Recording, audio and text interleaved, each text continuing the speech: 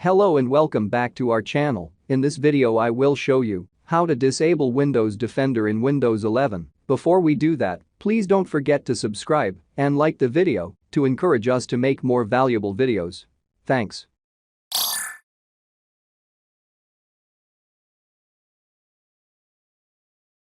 Now, follow along with me to disable Windows Defender. Click on the Start icon.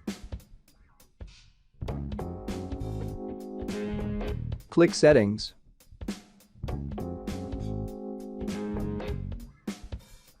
Click on Privacy and Security. Click on Windows Security. Click Virus and Threat Protection. If you want to scan your device for potential threats, click Quick Scan. If you want to disable Windows Defender Real-Time Protection, click Manage Settings. Here you can enable or disable Windows Defender Real-Time Protection. Please keep in mind that once you restart your machine, your Windows Defender will get turned on again automatically.